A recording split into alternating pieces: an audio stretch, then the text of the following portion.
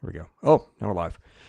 Hey, welcome to SEC Baseball Power Rankings. Took a minute for it to go live. Didn't think we were going to get there, but here we are. I'm your host, Chris Lee, joined by Alfred Esmond and Jay Greason of Southeastern 16. We are here to unwind SEC Power Rankings. For full disclosure, Alfred Graham, who's absent today, and I were the voting members. Jay just along for the ride this morning to help us talk about teams. Anyway, exciting times in SEC baseball. Guys, I haven't seen D1's rankings yet, but did you see Baseball America's this morning by chance? I did not see theirs. What was the deal with theirs? Would you like to guess how many SEC teams were in Baseball America today? A dozen or 13? Jay? I'm going to go Price is Right and go 1. Alfred, you are correct. I mean, come 13. On, people. You got to understand by this point in your life, you got to understand the Price is Right bidding, right? I either go one over or I go all the way down to $1. Right. Well, you've also got to understand SEC baseball. And I've been saying this for a while, guys. As much talk as there is about SEC basketball and how hyper competitive it is, I think baseball might even be more so. So here we go. Let's dive into the bottom of the rankings. Well, give us the answer. Hey, Bob Barker, share the knowledge. 13. It's 13. Okay. Maybe I did. It was up here for sure. It may not have made it out there. 13 teams, gentlemen, and not just 13. 13 of the top 23 teams in Baseball America this morning were SEC teams. I have a feeling D1 was close to that. Maybe not quite as many, but D1 was 12. 12. Okay. Was Kentucky in D1s? Kentucky was. In D1s. Okay. Kentucky was. I'm trying to think. I'll give it a look right now. I know it's did LSU. Auburn fall out? Alfred, did Auburn fall out? I think they're on. Let me look.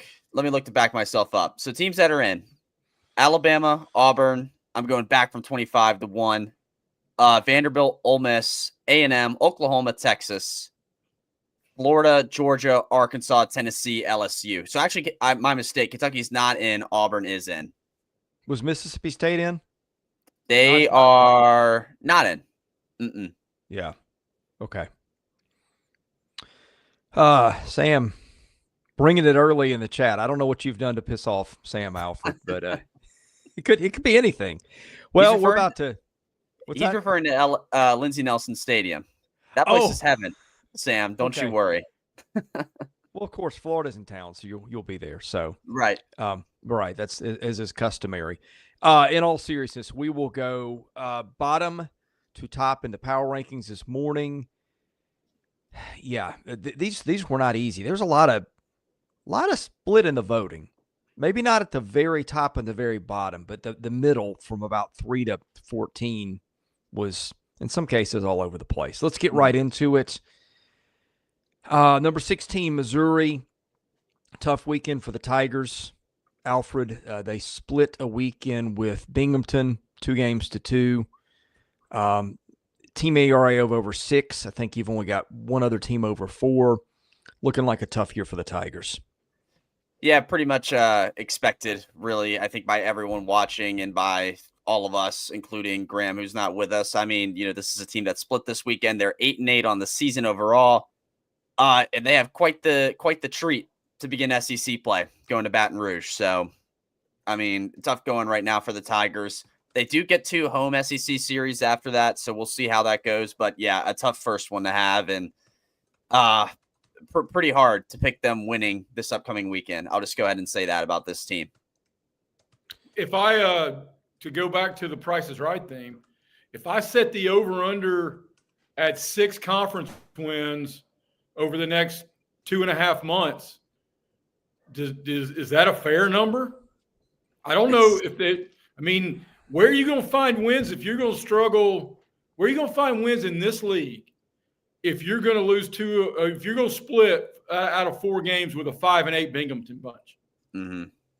Yeah. Yeah. I would probably take the under. I'm looking teams they avoid: Auburn, Kentucky, South Carolina, Tennessee, Vandy. So that means that story is more pertinent the other way around. If you're talking about an Auburn team who's going to be in the middle and you don't get Missouri, that's a kick to the shin guards, Yeah. Yeah, there's going to be some interesting stuff with the schedules because some teams got it easier than others. In Missouri, I mean, I'm looking right now. Tennessee, I think, is the only team in our top half of the power rankings that they avoid, which means they get everybody else. So, Right. yeah, I would take the under at this point. Let's go South Carolina. I don't think these guys are bad, Alfred. They pitched okay this weekend. Again, it's just this league, man, and the injuries are starting to take a little bit of a toll with the team that was rebuild is strong, but was looking up at most of the league coming into the season in the eyes of most people who follow the SEC. What's standing out to you about South Carolina? Yeah, I mean, to me, you had the really good pitching day on Sunday when they won 1-0, right? And I think the other 2 days you finally saw offense come to the forefront a little bit more so than the pitching did, and that was kind of weird because prior to that, they were one of the better pitching teams in the league among teams like Tennessee and Kentucky and whatnot, and that kind of took a lapse a little bit. I think this midweek that's coming up against Georgia State is important just to see if they can, get even more offense in before their Oklahoma series, but. I mean, you got to give Paul Maneri and the Gamecocks credit. I mean, outside of a sweep, or outside of getting swept by Clemson, they've really taken care of business. And you can't ask for a whole lot more than that. I know those guys maybe wanted to get a win at least against Clemson, but that's in the rear view, and you'll take it if you're the Gamecocks right now. Like you said, Chris, I don't think they're bad. I think this Oklahoma series will be really telling. Really for both teams. I think it's a really intriguing one this weekend, but I like where the Gamecocks sit. Don't pay attention to that 15 next to their name. Yeah, but conversely to that, Alfred, you're looking at one of only two teams with an on-base percentage in a very doable non-conference that's under the magic 40% number. And the other one, of course, is Texas A&M, and we've well documented their struggles at the plate and all the injuries they're limping through. I mean, Right. Now the level of competition is about to escalate exponentially, so you can't really expect a giant increase in good ABs, offensive production, those kind of things. I mean, they're hitting 279 and they're getting on base at 398. That you're not going to be able to keep up with the top half of this league with that. Mm-hmm. Yeah. Beyond this weekend, the offense was the thing that was kind of a question mark, really the entire time. So that's what I'm looking for. That's what they really need this week to see against Georgia State. Yeah. All right, let's move on to number 14. I'm going to take this team, because I have an issue with this one. What we did is a staff. In fact, I had them several spots higher. That's Kentucky. And let me give you the reason why I think we're sleeping on the Cats a little bit. First of all, Kentucky is, like, year in and year out, the most unsexy team in the SEC, maybe this side of Missouri. Very quietly, and I know some of it may be the schedule, although, to be fair, other than maybe Vanderbilt and a couple other teams, there's not a lot of teams taking on all comers out there in this league, and so it's relative. But Kentucky this morning sits with an ERA of 1.88. That is second in the league, just barely behind Tennessee. No, it has given up a dozen unearned runs, and so the pitching hasn't been quite as effective as that. But I'm seeing the same thing, guys, with Nick Mingione's team. It's not a super high strikeout team, but they don't issue a lot of free passes. They've got undervalued on base guys in the lineup, and Tyler Bell, I can't say he was undervalued. He was a second round pick of the Rays, but Cole Hage, we continue to talk about as he rakes. I will wait and see how this goes this weekend. And Kentucky has got Georgia this weekend. That's on the road, which will be interesting. That'll be the Nolan McCarthy revenge game, I guess, or however you want to put it. Not that he left on bad terms that I know. My point, I think Kentucky is sneakily doing some things in the mold of what Nick Mingione has done the last 2 years. Yeah, I mean, you look at their steal numbers and the small ball style they usually play. They're doing that again. I mean, they have, 43 steals this year? That's, pretty good. I know that's toward the top of the country, considering, they just played Wofford, who was second in the country with 48 heading into the weekend. I think people may have just, be a little out on them perhaps because of the one loss they took. However, anyone who watches college baseball knows how Wofford is as a mid-major, and that's a good series win for Kentucky straight up, winning 2 out of 3 against them. So yeah, they're right there doing what they usually do. I guess that the hitting itself maybe is a little bit kind of down from the rest of the league, right? They're 12th based off batting average, but they're small ball wise, they're doing similar stuff to last year, and I'm kind of ecstatic for that. And of course, this pitching has been pretty good. I mean, all things considered, ERA wise, team ERA wise, they're right behind Tennessee, second in the league. So, again, kind of similar to South Carolina for me. It's just because of who we see in this league. That's why they're all the way down here at 14th. So I wouldn't pay attention to that as much, but this Georgia series will be good. I mean, this is Georgia's power hitting going up against Kentucky in small ball. It's just two opposite styles going at it this upcoming weekend. So that'll be a pretty cool, oil and water mix to watch this weekend in SEC play. How would you rather be built, Chris? Would you rather be built on small ball, or would you rather be built knowing you've got a 3-run homer waiting right around the corner? I mean, because both examples can take advantage of weak arms. And in the non-conference, if you're talking about exploiting a weak pitching staff, then you're going to put up the pinball numbers Tennessee's putting up. But if you're exploiting weak catchers, you're going to steal every base like Kentucky has. So I do know you can't steal first. So the conversation is a pretty fair one when the upper echelon teams are dropping bombs and Kentucky's a sniper. I mean, both will kill you, but I don't know. I would rather be built the latter way. But I agree. I mean, it's worked for them with flying colors the last 2 years. And I do think there is something to be said for a team that can challenge you and bunt and run. And I mean, here's what's going to be interesting, guys. When we get in the league, you're going to see some teams like this expose a weak third baseman or a catcher who can't throw. And I think you might see some surprising results when some teams play Kentucky and a couple other teams that are constructed that way. And to that end, all of sports is such a copycat league. Like right now, we're in deep threes or layups in the analytics of basketball. Well, teams that St. John's is making a whole lot of hay hitting mid-range jumpers.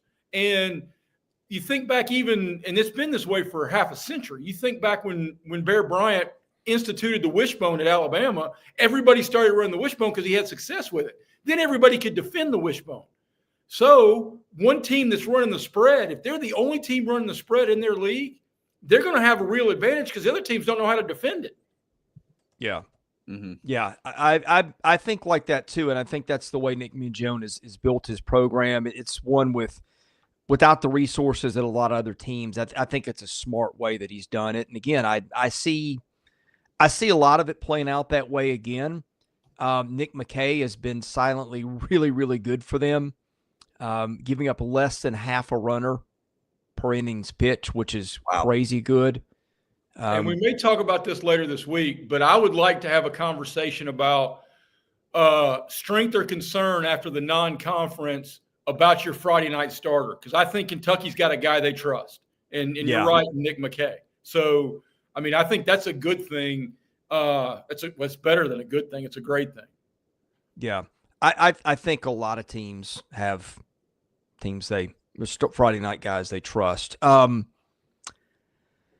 Let's get to number 13. Sven's going to have a problem with this one, Mississippi State, but let's be honest, they've lost 4 games. You're looking up at the team with 0-1 losses, for over half the league. But I will give you some stuff that's kind of interesting as I look at this team on paper that is starting to pop. Remember last year, State had the 2 aces, Friday and Saturday, and a team that a lot of people were sleeping on to start the season and having a really good year, and in my opinion should have been hosting a regional last year but did not. Pico Cone and Ben Davis have been exceptionally good at the top of that rotation. Both are allowing, runners per innings pitched. Cone 0.73, Davis 0.74. Strikeout rates, Cone 42%, Davis 35%. Free pass rates, 5% and 6%.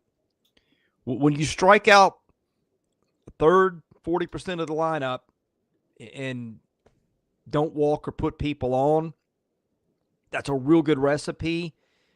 In a year where we got starters coming out of areas in the SEC, that's something to keep an eye on. Now, look, the schedule is going to get a lot tougher, but I'm seeing some things in the way this team is built, and some arms in the bullpen too that have been very effective. I think you got to rank State in the last 4 or 5 right now because of results, but I see some things kind of out there in the weeds that make this team potentially a really tough out on weekends, guys.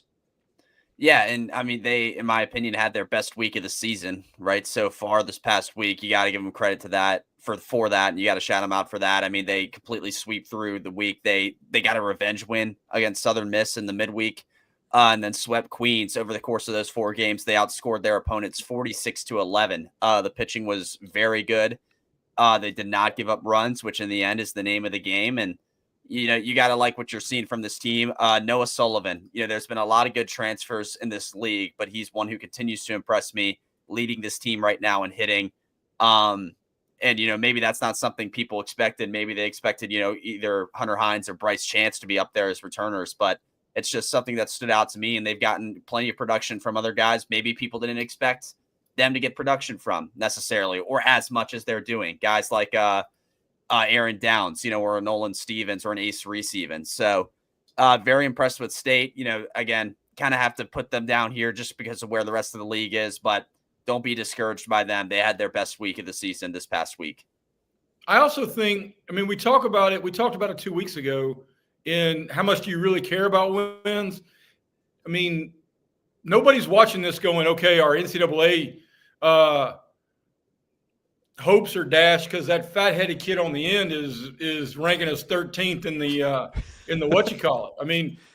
And here's the other thing. That's as tough a place to play week in, week out when the SEC happens. They're going to steal 4 home wins that you go look up and go, how did that happen? And you know why it happened? Because the ghost is Starkville. And, I believe that. I can remember when I was at Auburn going over there for a couple of series in the early 90s, and it was awesome. And that was way before the SEC baseball explosion. They are going to miss in conference play Arkansas, Georgia, Tennessee, Texas A&M, Vandy, guys. Good. They got the best schedule in the league then, didn't they? Yeah. Yep. I think so. That was the thought before the season, and I think it's gonna wind up that way too. So, Alfred? I could be wrong. I think we said this preseason. I think the only team they play in the SEC that was in the top half of the league last year is Kentucky. Is that right? Because I know Texas is new. I think they might play Oklahoma again, but I think that's close to right. Does that seem right to you? Was Florida not in the top half of the league? Florida was not in the top half of the league, but one of the last 4 standing in Omaha. Right. I think you might be right. Okay. That was the note I had. Did you just say a fortune cookie worth of wisdom right there, Chris? Florida was not in the top half of the league, but they were in the Final Four at Omaha. I did. I think you could put that like across the ticker and talk and as a testament to how great this is. And while we're speaking of great, I just want to give a tip of the visor to the George Ackles shout out hat from the 1990 UNLV Rebels. Everybody remembers Greg Anthony and Stacey Augmon and Larry Johnson and all those dudes. But George Ackles would dunk on you, brother, and he would not even bat an eye about it. Moses Scurry, there's a name. We almost named our daughter Moses Scurry Greason, but we decided against it. I think that ranks among your better life choices, Jay. Yeah. Okay, moving on. Let's see. We're number 12. Ole Miss. The Rebels still with what one loss. I'm starting to see some cracks in the pitching, but the resume's been great so far. Who wants to hit the Rebels here? I'll start with them. Look, they've had a pretty good non-con, all things considered. D1 baseball has them pretty high in their own rankings. They're coming off a sweep this weekend against Jacksonville State. That Murray State win, very good win. Murray State headed into that game undefeated, and they got the win against them. That was a mid-major who was riding high and really hot. But for the Rebels, you look up and down the list. the numbers really. I guess the pitching took a little bit of a dip. They're down at 7th right now in the league. The hitting's still down at 13th, which is surprising to me. That just might be a product of where the other teams are. Because really, I mean, I think I've been, again, super impressed. Graham, if he were here, he would harp on this too. Super impressed with these outfield transfers. You had Mitchell Sanford homer this weekend. Ryan Moorman continues, I think, still lead the team in hitting right now. You got Isaac Humphrey, who had some big hits this weekend. That's been the big standout to me. And really, it's been a big win for Mike Bianco, especially after last year. Really confident about the Rebels. This weekend, they play, I had it in my head, Arkansas. So that's a really intriguing matchup to have for really both teams, I think. I don't know how Ole Miss at this point stacks up against the Hogs, but nonetheless, you got to be happy with how they played throughout all of non-conference play, including this week. I'm curious, Alfred, first, where is that Ole Miss Arkansas series? It is at Oxford, Swayze Field. Well, because, I mean, you mentioned where they are collectively in batting average, but they're also one of only, I think 7 SEC teams with 30 or more home runs. Right. So they're hitting with power more than they're hitting to contact. And I don't know if that's really what you want to go do against that Arkansas pitching staff. But, I mean, I feel like we almost need to hold up a sign that says this will be a really interesting series this weekend, because everybody is going to be a really interesting series this weekend, And I just feel like before we get neck deep into conference play, because of my tangents that I've been wont to do, I love Ole Miss's unis. Their unis are super. Yeah. Yes, they're outstanding.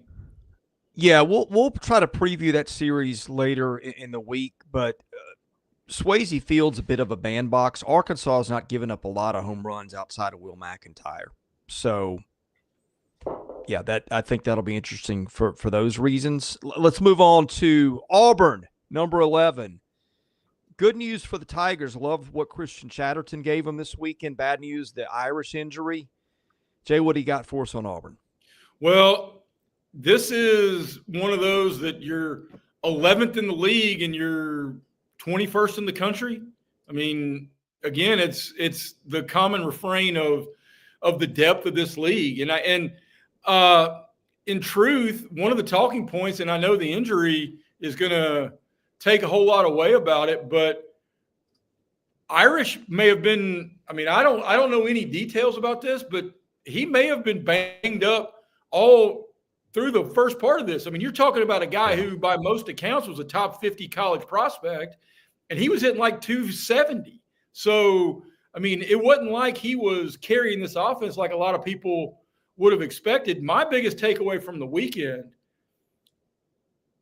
your bullpen can't collapse against Old Dominion like it did on Saturday, because you're not going to have some of these top of the front line starting pitchers. You're going to have to be able to call some guys out of the bullpen, get you out of a first and third 1-out situation, or limit a bases loaded, nobody out situation in the 6th inning to a 1 or a 2 run inning, and then be able to finish it out and collect wins. Because if your bullpen's bulky in this league, you better buckle up for some 4-hour games and a whole lot of trips out to the mound, Butch Thompson. Mm-hmm.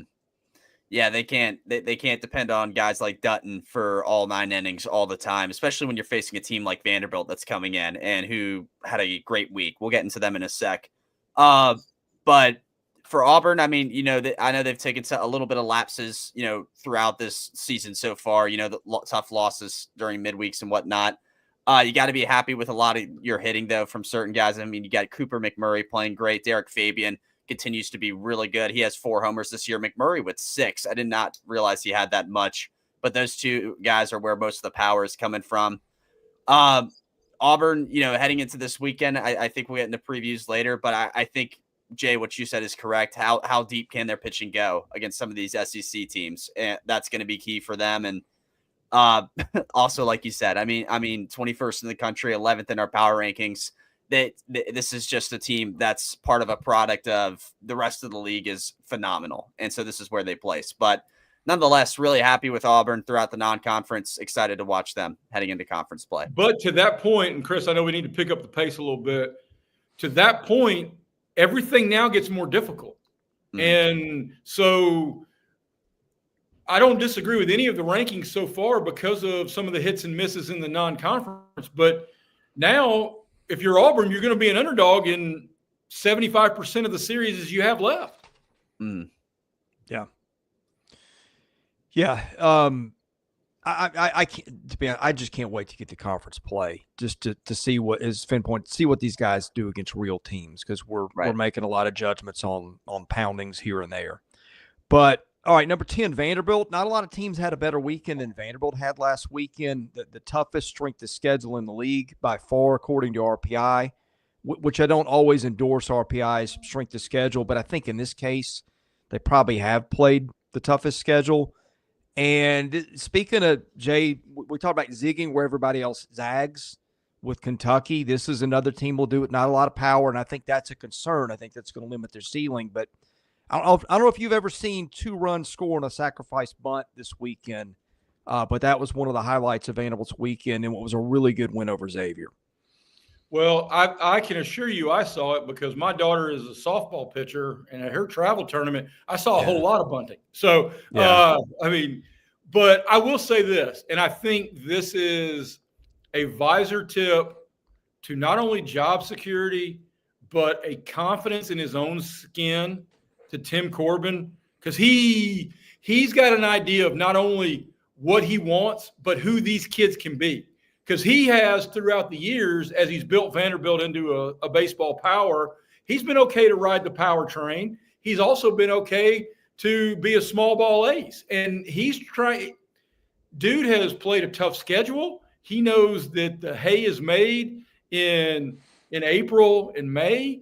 And I think Vanderbilt is poised. I bet you if you asked him over a cup of coffee at the Starbucks near campus over there, Chris – I bet you he would tell you he loves this team. Yeah, I think so too. Alfred? Brody Johnston. Great Friday night. Great Friday night. Step on the scene in Nashville for that kid. The big thing with me, all their losses this year that they have had in their tough schedule have come on the road or in neutral sites. They do go to Plainsman Park, like we said before this, to play Auburn. So maybe something to watch out for this weekend. But yeah, Jay, you're absolutely right. Tim Corbin, man of consistency. Same thing here so far right now through non-conference play.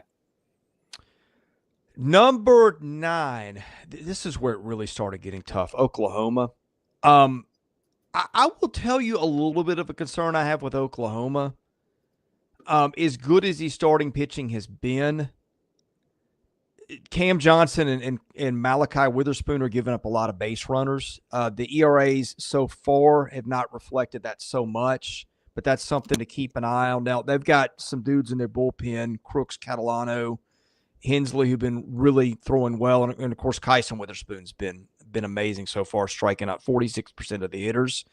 Speaking of teams that run a lot, 41 stolen bases so far for the Sooners guys. And with what they've got, I don't know, 9 or 10 guys that have got at least 3. Again, speaking of teams to watch out to do it a little differently, meet the Oklahoma Sooners. The one, I think, and depending on how much we delve into rotational stuff later in the week, Kyson Witherspoon's been as impressive as anybody who steps to the mound as anybody in this league, and that's saying something. Now, the other part, I think, is the question I wrote down, and I'm curious about your take on this, Alfred, is, I mean, the numbers – I don't think the numbers have played out for the rest of their starters as accurately as what you see when you watch them pitch. I mean, there's always guys on the bags. There's always – feels like there's leverage in stress situations. And then finally, Chris, you're close to my age – in a million years, I would have never thought the name Malachi would become this popular because of Children in the Corn.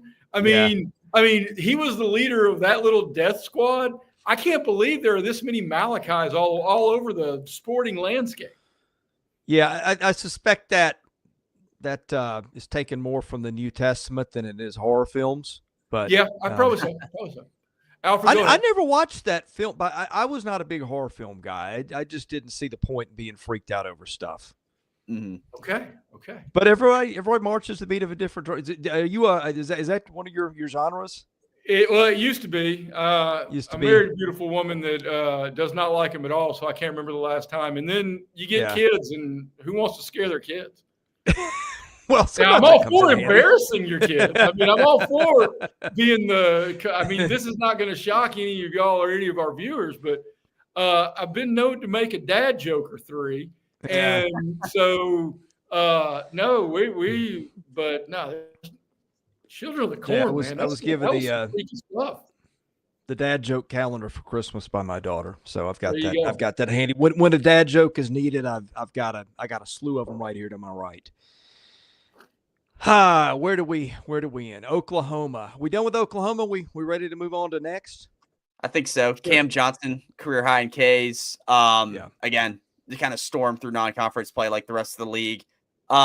This lineup has the potential, to be one of the best in the country, really, with the guys they have lined up. It's just a matter of can they. I mean, I guess, Jay, you might be right a little bit looking at their starting rotation. It's like Kyson Witherspoon is like the borderline best pitcher in the country. And then it drops off just a little between Malachi and Cam, although I think those guys had pretty solid weekends.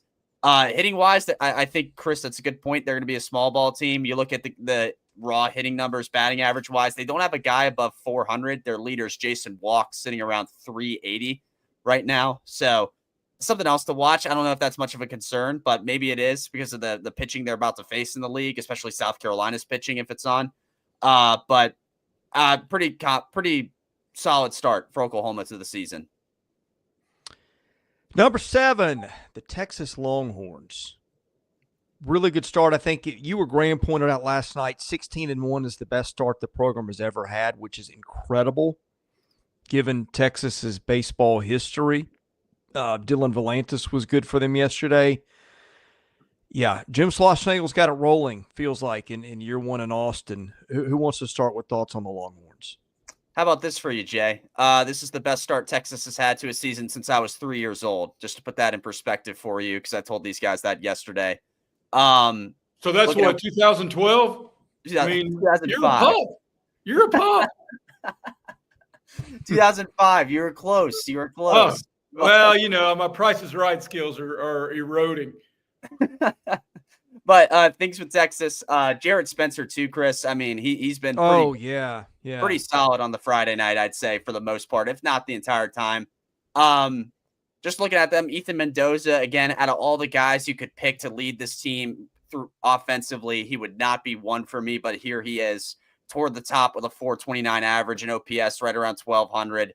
4 home runs this year. That's tied for the most on the team, along with Rylan Galvan and then Will Gasparino, who are also 2 pretty good bats, power-wise at least. My thing with them, the thing that sticks out to me that I think people really need to kind of put an asterisk by with them, this is a good thing. The 2 little multi-team events they did, they went in and won that championship. That is big for this team, I think, going forward with the mentality that they have with Jim Schlossnagle. It's just, he said it in a post game. If there's a championship, we're going to win it. That's the mentality we want to have. They clean sweep through this week with Santa Clara, then Corpus Christi during the midweek. They run ruled Corpus Christi, unless I'm mistaken. They're sitting right in the middle of the SEC for us, but I think they are solidly a top half team in this league right now, in my opinion. And to that end, I mean, barring monster injuries or somebody just imploding, I mean, I think you're talking about everybody from even Oklahoma in the previous slot all the way up to 1 is probably hosting a postseason series. You know it? Yeah. I'm right there with you on that. My concern for them, and this is where we nitpick because all these teams are Omaha contenders at this point. Their staff is a little bit home run prone, and it feels like after arms 6 and 7, it drops off maybe a considerable amount, at least based on results so far. So just something to watch with Texas. The lineup continues to be pretty consistent.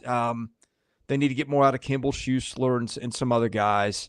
And Easton Winfield's been a complete disappointment so far. Didn't see that one coming. But other than that, a lot to like with Texas so far. Let's move on to number 6. And this one is a little, it's a little tougher.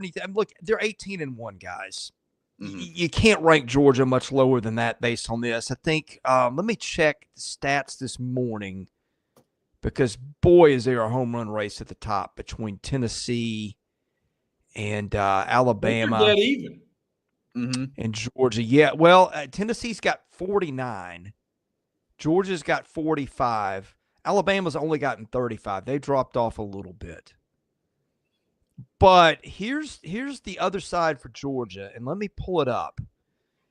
Because we were asked last night, are we a little concerned about their pitching? And I get that they got depth in some things, but I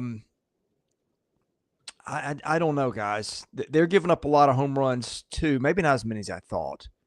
Well, let me find I'm it. certain you guys probably kicked it around a little bit last night. Mm-hmm. But yeah. I don't know for the time being how you bring up Georgia and not bring up Zaborowski, because that dude, everything that's getting close to the plate, he's hitting it, and he's hitting it hard and far. Yeah. Correction. They're not giving up they're giving up a few home runs. They lead the league with 15. So that's not a ton in this era of college baseball when they're hitting, but the staff has been more home run prone. Now, I will put a lot of that on venue too. Foley Field, boy, does the ball get out at that place. But my concern for Georgia right now, 87 walks and how many hit batsmen? Add another 15 to that. That's 102 free passes at this point in the season. I'm pretty sure that's going to lead the league. And when you lock into who they played so far, they played some good teams. Wilmington's a good team. Florida Gulf Coast has been there before. Columbia's 1-9. I mean, really, High Point's a team they played that's pretty decent. But come on, it's nothing like they're going to face in the SEC. And when they're not throwing strikes at this point of the season, I do think that's a concern. Now, they got about 20 guys who can pitch. Who can all get it in there at 95 or higher. And they got Wes Johnson, who's been a pitching coach for the Twins. But on paper, there are some things to be concerned about right now for the pitching staff. And Alfred, I'm curious on your thought on this.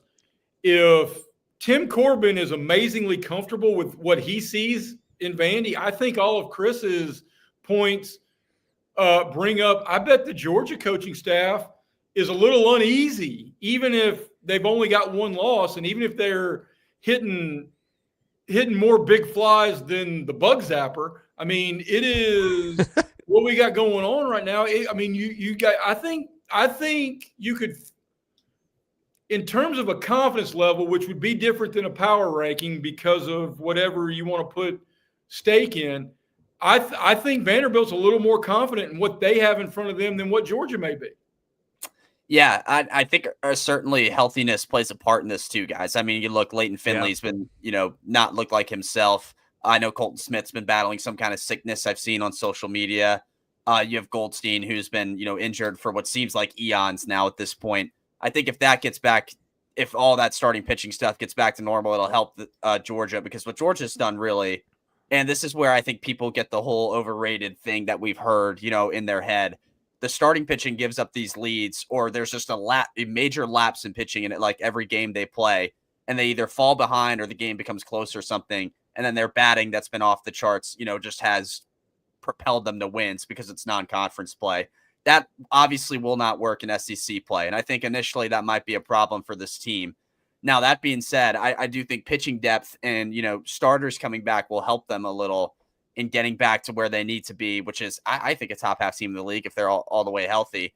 But yeah, I mean, the walks and free passes thing is concerning too, Chris. I'm looking at on their website, every pitcher on their roster is giving up a walk that's played at least. So I mean, I'm not necessarily sitting here saying, you can't give up walks, but considering, everyone who's pitched has given up at least one during their certain amount of time they've pitched, it's something to watch with them. I think, to me, my whole takeaway on them is just once they get back to healthy with their starting rotation, I think they'll be a lot more solid and a lot more strong with who they have. And I think Wes Johnson will get more confident with that too.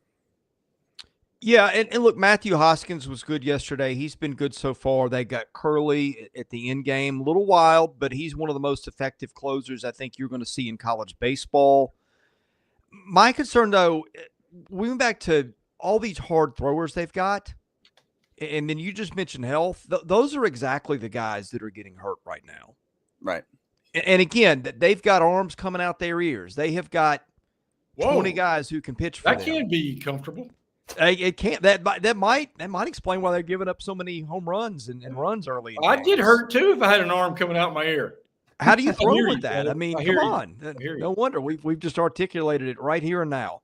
But yeah, just I mean, look, it's weird. We just sat here and we just picked apart an 18-1 team that's got two guys with 9 home runs or more, and one of them's not named Trey Phelps. Right. So there's that. It's like if you're tuning in as a Georgia fan, you're like, who are these guys just killing our team? That's not what we're doing here. That's my thing when people are talking the way they are about this team. I'm like, guys, they're 18-1. Yeah. Like I don't. They're doing what they need to do. With all the problems they have. So yeah. I don't know how you're right. I don't know how much you could really sit here and nitpick, even with the pitching stuff happening. All right, let's pick nits now. Go ahead. I can pick nits. Okay. Well, I can pick nits with something we did right here. Guys, I'm just going to throw this out at you. Take it for what it is worth, okay? There's a few college baseball rankings I look at just to see what they say. Where do you want to think Texas A&M right now is in Kenneth Massey? Are you talking about SEC rankings or national? I'm talking about national. Okay. Well, I did not have a vote. But if you're going to do power rankings in our little – because I missed the email or I was – Sorry, it might have been. That's all right. You might have been on there. Yeah. Sorry. It could be on the cutting room floor. It could be in the spam folder. I would have Texas A&M 16. Not behind Missouri. Okay, you're right. 15th. Yeah.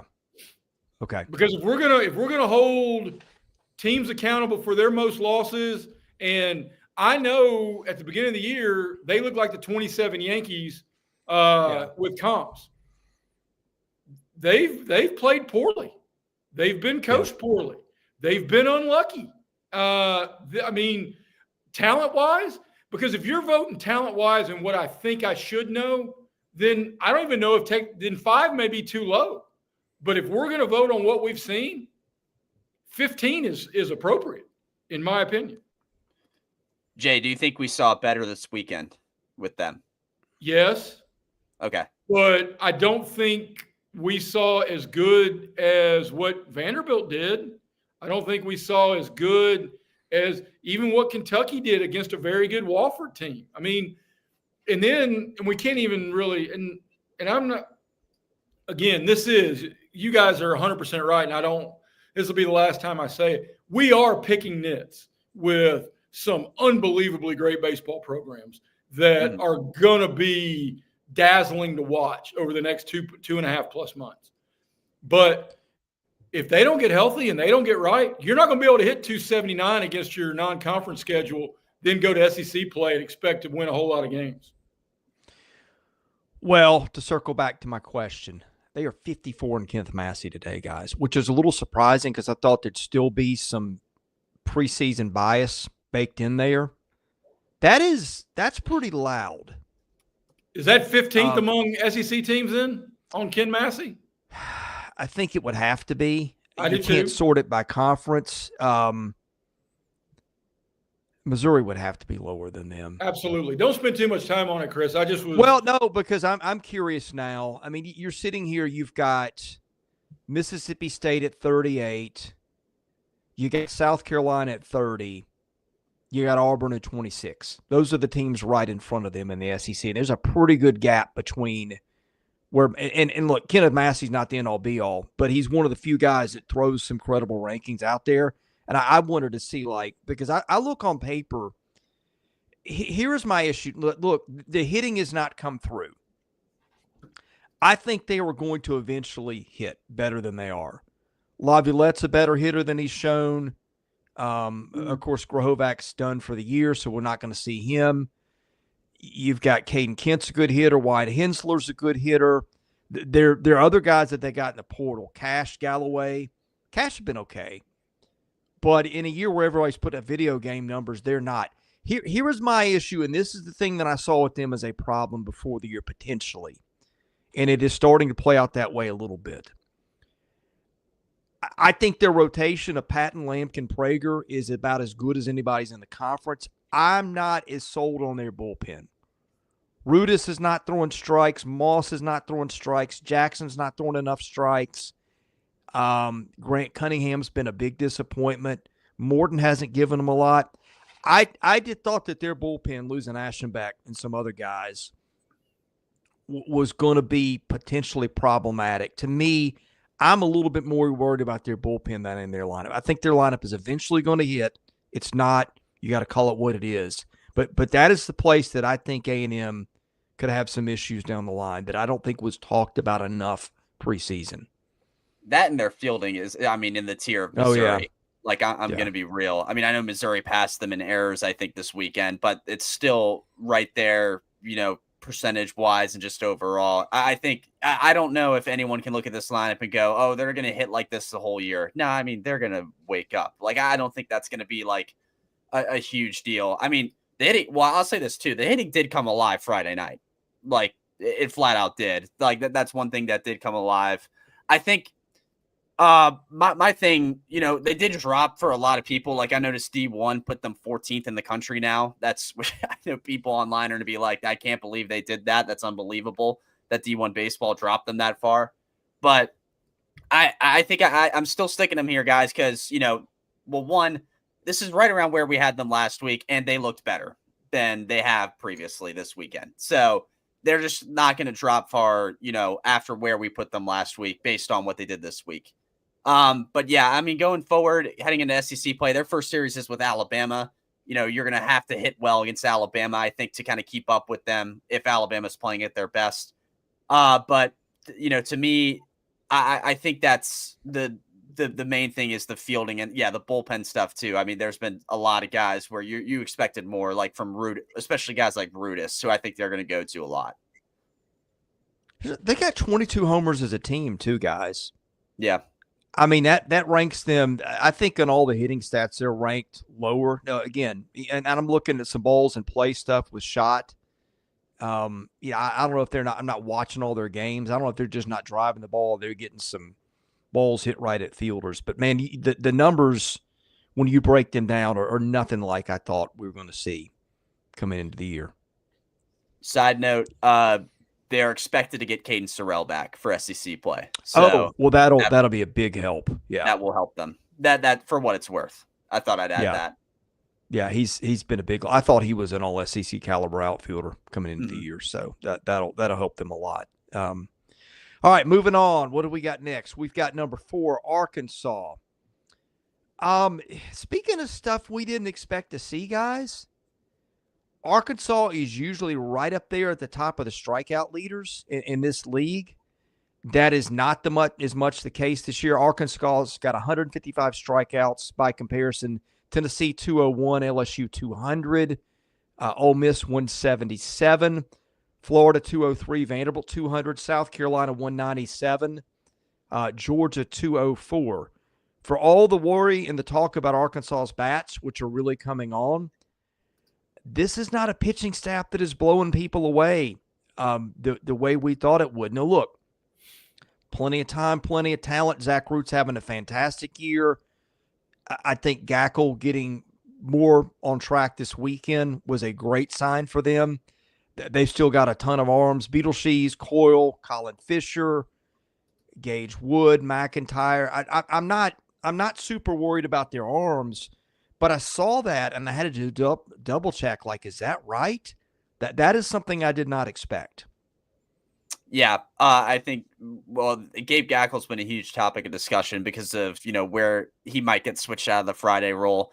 I don't know if they'll do that. In fact, I highly doubt they do that this week. But I think a Friday night start at Swayze Field will be pretty telling, right, guys? of how he can do an SEC play on the road like that. So something to keep an eye out for. But going back to this weekend with them, holy smokes, the offense, unbelievable. Really all weekend. I mean, what was it, 11? So there's Arkansas fans in the chat too. 11 home runs this weekend from them as a team, or was that in one game? That couldn't be one game. It had to be like over one game. Yeah, it couldn't. My mistake. That might have been over the weekend. Someone correct me if I'm wrong. But man, all over the place, the hitting's been great. I mean, the Aloy brothers continue just to skyrocket and really lead this offense. I think Brent Iredale has been really beyond advertisement at this point with a 4.08 average in non-conference play. You had Logan Maxwell come out in big spots. That was the takeaway for me. As good as this pitching is, and we talk about it endlessly with the Hogs, their offense just popped off the charts this weekend. Yeah, Pooh Bear points out Gage Wood is out. That's right. He's got a shoulder issue. He's going to be out, looks like, a few more weeks. So there's that. So they have the potential to get one of their top strikeout guys back. But, yeah, the Aloy brothers are killing it, and Iredale is killing it too. I was not as concerned about their lineup as maybe some other people coming into the year. Now, I am a little concerned that Kendall Diggs isn't hitting better. I thought they'd get more out of him. Ryder Helfrich has stepped it up. I think there's a little bit more there for him than we've seen. So yeah, I think the other thing between Souza and Kozel, they're not getting the production there that they thought. Kind of that battle for second base. Justin Thomaso's hit well for them, so I think there's a little bit more to be had for some of their lineup, and frankly, their pitching too. But anyway, that's the state of Arkansas for now. Let's get to number 3. That is the Florida Gators, a team I continue to like a little bit more, Alfred, more by the week based on that starting pitching and what they're doing there. But the injuries are starting to pile up with Kyle Jones and some other guys for them too. Yeah, something to keep an eye out with them, right? Kyle Jones, Cade Curlin, Coppola even, what does his blister, quote unquote, blister on his hand look like? But talking about this weekend, I mean, they went up against a pretty inferior, I'd say, opponent in Harvard. I think Harvard's winless this year. I mean, they're definitely winless this weekend. I'll say that. But yeah, they dominated the Crimson. I mean, run ruled them every game. Pitching was excellent from Aiden King, who got his first weekend start on Saturday. 8 strikeouts for him. I think, based on how much Kevin O'Sullivan's played him again, I think he's going to go to him in the weekend rotation now and find a way to fit Coppola in there if he comes back. As far as hitting goes, the one thing that sticks out to me when I was looking at them last night with hitting, power-wise, the only power they get really so far this year is from Boser and Donay. I don't know if that's going to catch up and bite them. Maybe not in Tennessee because I've everyone likes to call it a hitter's park, so I'll call it a hitter's park here in this case. Florida may be able to hit home runs at Tennessee, and maybe that'll wake power up for more guys in the lineup. But regardless, you got to like what Boser's done, the South Florida transfer. He's been right up there with the hitting numbers with guys like Dene. Injuries are just something to watch out for them going forward. But as of right now, I mean, they've rightfully earned their place as a top 3 team in this league. I think you touched on it accurately, Alfred. And if it's just a blister and he comes back, then the Coppola kid, man, there's as great as all these teams are, nobody can afford for their one to be sidelined. I mean, even as big as the injury was for Texas A&M with the third baseman, it's all of that. If you lose your bell cow, not only does it affect your confidence, but it affects all of your tiers. Because then your 2's got to be your 1, your 3's got to be your 2, and you're weaker in every spot. So, I mean, I hope he comes back because this series this weekend in Knoxville, that's must-see TV. Yes. Yeah. I mean, Peterson's got a 43% strikeout rate. I don't think has allowed a home run yet. Coppola's got a 49% strikeout rate. He's allowed, I think, maybe 1 home run. 49. Aiden King, you pointed out, has been really good. He's got an 11-to-1 strikeout to walk ratio, I think. Clemente's been the guy that's been struggling for them. I think Jenkins, didn't he pitch okay over the weekend too? He pitched well against UCF during the midweek. Their bullpen just imploded. I mean, that was the big thing with him. So yeah, he looked good. It's another pitcher they have, which is good because I don't know if Coppola is going to be ready for Sunday. So They can go Jenkins, they can go Clemente if they really want to. I mean, it just depends. Tennessee also has a question with who they're going to do Sunday, so that'll be key for that series. Yeah, Peterson and Liam Doyle on Friday is going to be must-see TV. But yeah, I am a little surprised too that the power, as you pointed out, has dropped off. They've only got 28 home runs. They have been stealing a lot more bases. They've already stolen about twice as many as they stole all last year. So that's something to watch with the Gators. They're going to run on you a little bit when other teams aren't doing as much of that. Ready for number 2? I guess we are. We're going to LSU. D1's got LSU number 1 again this week. For the second straight week, we have flipped that, as you figured out by now. We've got Tennessee at 1. Let's talk about the Tigers for just a minute. The thing that impresses me, if you can just take 4 starting caliber arms, give me Anthony Einson, Cade Anderson, Chase Shores, Zach Callen, if you want to throw in a 5th, William Schmidt to anybody's. I'm not saying they got the best pitching staff in the league, but my goodness, trying to get through a regional against these guys is going to be murderously tough with those arms. The hitting's coming on a little bit. Alfred, what do we got on the Tigers? Speaking of arms, hello, Anthony Einson. After Saturday's performance, 15 strikeouts for him. Coming out party, I call it, for Baton Rouge for him this season. His 4th start, by far his best one. Chase Shores too. I think that was the topic of discussion last night. He will come back to earth as far as the off the charts hitting numbers he's letting up. I think once that happens, he's going to be solid within that rotation still. It's Chase Shores. I don't think LSU fans are really that worried about him. But yeah, that'll be a nightmare for, really the NCAA tournament once we get to it, and just SEC play in general for teams to go up against that rotation they have.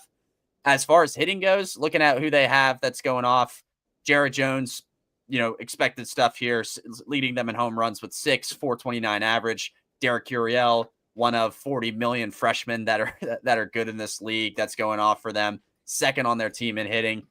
Stephen Milam, I still continue to say this, one of the clutchest players, if not the clutchest player in the SEC, with the stuff he can do in big time moments.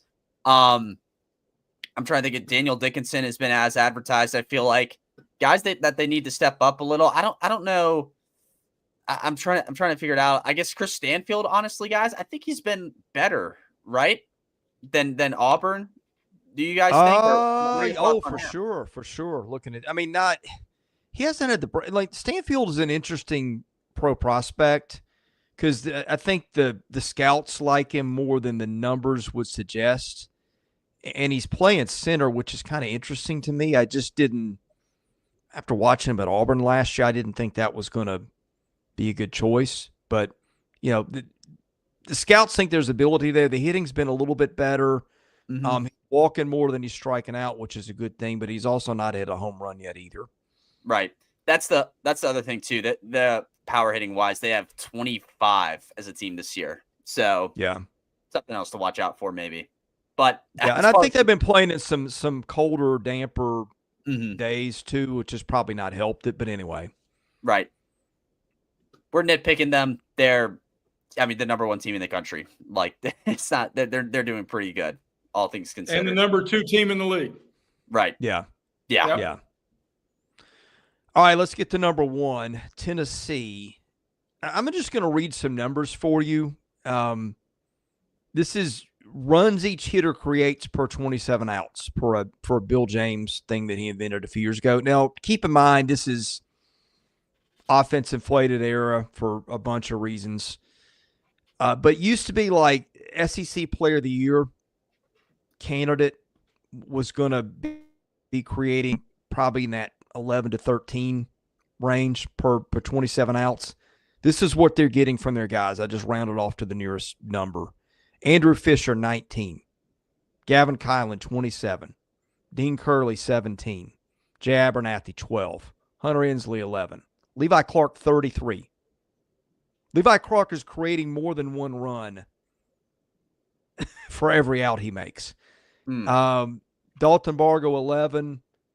Manny Marin, 15. Chris Newstrom, 21. And if you want to go on that, Stone Lawless, 23, part-timer for them. It's pretty good. I said this Yeah. I said this last night, Jay. I don't know if you watched or heard. Tennessee 49 home runs this year. They've given up right around, I think it's 35 runs. They've hit more home runs than they have given up runs this year. So just to put that into perspective, Jay Abernathy, you just mentioned him, Chris. He was one guy I didn't talk about yesterday who had a pretty good weekend. He didn't get an at-bat in on Saturday, but had 2 hits in both games on Friday and Sunday. Thought I'd mention him real quick, but I mean, they have it all coming together. Guys, this is a team that lost, I mean, a full baseball team basically to the MLB draft. And here they are, and they replaced everybody. And they are back up to speed and beyond that. They have the best start, the best start ever, for in baseball. I mean, they're for their program. I mean, they're just explosive. They hit the ball like crazy. They're going to be a threat to really win the national title again this year going forward. Unless there's some big, I don't think anyone's expecting them to just collapse in SEC play. I don't think anyone's really expecting that with this team. Unless that happens, that's where they're at. Very appropriately, the number 1 team in the SEC, and I'm going to go ahead and say it, the number 1 team in the country. Completely agree. I got a bunch of stats because I live in Tennessee, and they're fun. They're fun to follow. But I'll say this: when I've been doing newspapers long enough that when a high school football coach, which we've all talked to 1,000 times, says he's worried about building depth, then he knows he's got a really good football team. He's just worried about his 3rd string right guard. Mm-hmm. When Tony Vitalo comes across the weekend and says he's a little concerned that they've had too many run rule games because he doesn't know how his team's going to respond in close games. Well, bro, then quit beating everybody 26-1. I mean, they're killing folks, and they're killing baseballs. Right. He needs his guys to get reps, and he's really concerned about it. He needs guys like Hunter High needs to get reps, blah, blah, blah. Blake Grimmer. Well, and honestly, I think one of the fair questions that we had in the Times Free Press over the weekend was, are you more excited about the next 3 months with the Vols or with those 5 or 6 freshmen who are hitting the cover off the ball? Are you more excited about the 3 or 4 years from now? I saw, by the way, this is a random side note on social media, guys. They have a high school commit who had a walk-off grand slam last night. So they're high school kids. Mike Wilson on Twitter said it. Their high school kids are also hitting grand slams that they're getting. So, yeah, great stuff from Tennessee. By far, best team in college baseball by a mile. Did we lose Chris, Jay? I think we did. Yeah, which I think, do we need to go back to Bama real quick? I think we skipped them. I think they were supposed to be 8. That's our mistake if we did. I guess we'll hit on them right now, right? Well, let's go. So no banner guys, but Bama 8 is what we got. Oh, there he is. Chris. Tennessee's offense broke my internet. Yeah, they did. Two more stats on them. They're hitting a home run every 10 at-bats, and they are walking every 5th plate appearance. Anyway, carry on. We did forget Alabama. My fault. Didn't mean to, and I got some stuff on the Tide too. Okay. Yeah, I think that's all we had. Alabama was what, 8 for us? Yeah.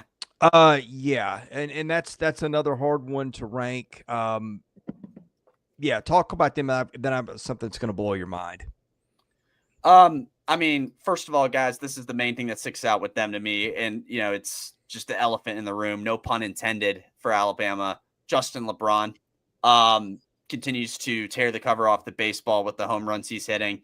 I know the loss to Presbyterian, to be really, in all realness with this team, doesn't really matter. I think they couldn't care less about it, to be all honest about it. They're just not the last undefeated team in the country. But with Justin LeBron, you look at him, number 1 pick heading into 2026 as of right now, has just been a potent threat offensively and continues to do so. And the home run hitting, I know it took a dip this weekend, but it's contagious amongst this team, and it might be from him.